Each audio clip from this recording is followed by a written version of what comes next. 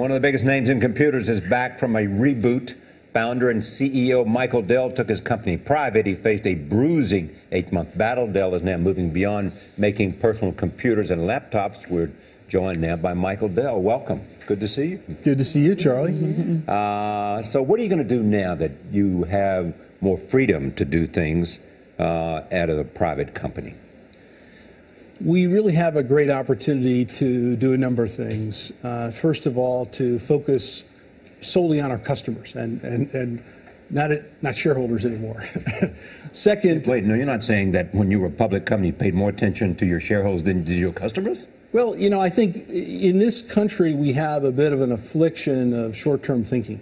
Right. And so being able to be bold, focus on our customers, focus on the long term, that's really the privilege that we get being a private company once again, and having a strong balance sheet, the capital structure to be able to invest in our business and, you know, invest in research and development and help drive the next wave of innovations that are going to power our industry forward. I mean, everyone knows Dell is a PC maker. A lot of us have had Dell laptops through the years. I see them all over the CBS office. Thank you for that, by the way. That's appreciate that. But you're going to try and move beyond that and obviously innovate in different ways. How so?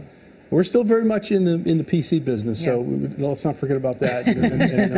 This holiday season, tablets are very popular. But what we're seeing certainly are in the broader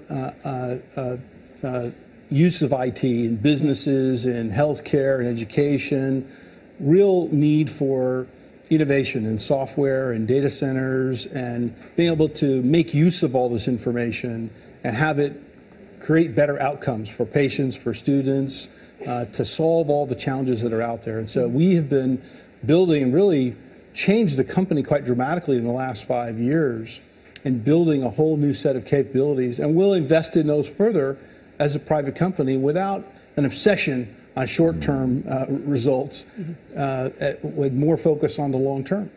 Can we talk about, I want to go back to Charlie's point about the bruising battle for a second, because it did get a little nasty, it seems, between you and Carl Icahn, and I'm wondering how you're feeling about him. Next time you see him, are you going to invite him out to lunch, say, I like your shoes, or do you just think, listen, this is business, this is just how it goes? I don't think I'll be, you know. Look, or like your tie. You know what I mean, Michael. Or let's go to dinner. Yeah, let's go to dinner. Come over to my house for Christmas. Right.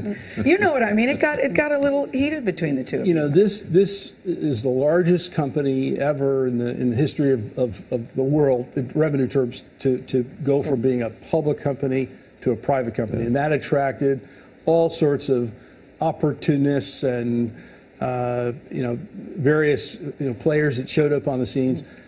At the end of all that, we got it done. It was a bit of a painful process, but it was a That's tough a diplomatic fight, answer, fight. Michael Dell. Diplomatic. I'm really curious about how you're feeling about him these days.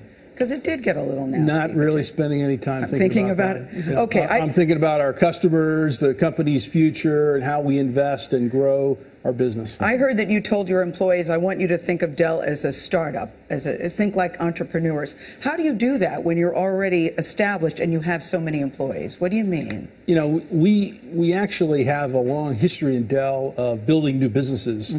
And we're igniting that. So, you know, we are the world's largest startup, and our startup has lots of startups. And so we're investing in all sorts of new things.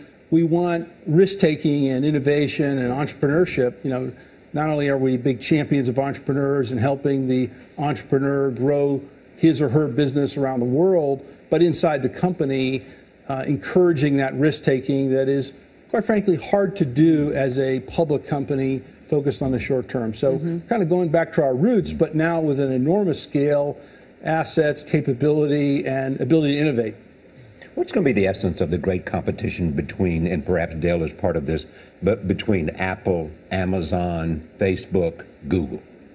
What's the essence of the fight? Well, I think there is certainly a platform war in terms of trying to collect customers' information and create ecosystems around those. To some extent, that works for a period of time. Customers have proven to move off of ecosystems also. And we've seen these things sort of come and go. What about the cloud business? Everyone today is using the cloud in one form or another. So we all have, if you think about a mobile device that you get, when you get it, it actually has no information on it. And all the information you access is on the cloud. So we're very involved in building the infrastructure, the data centers that power all those. And so everyone now has this cloud power in their hands, in their pocket. This is a mobile PC, tablet you carry around, runs Windows 8, runs all your Office applications. So this is kind of, think of it as the internet in 1995. Got it. And now it's just kind of everywhere. It's the new way we do IT. Are you going to be delivering these computers by drones? I'm thinking mental telepathy is better than drones. So you just kind of imagine it, and then it just shows up. I mean, how can you even compete faster. with drones? Yeah, I mean, Or you're walking around octocopters. counting Dell computers when you move around in the world. There's one, there's one, there's one. Do you do that? We do that. Well, Mike, I'm one glad quick we question. Did passed. you ever think, was there a moment that you thought, I'm going to lose this company that I founded in a college dormitory room? There was a risk of that, but Were you scared of that? yeah, Well, you got tons of billions of dollars, but did you worry, this thing I founded, I'm going to lose? There was no way to go through this process without that being a possibility. Okay. And fortunately, we made it through the other end, and thrilled again to be a private company, to be able to invest and make those bold investments. All right, Michael. Thank you. Congratulations.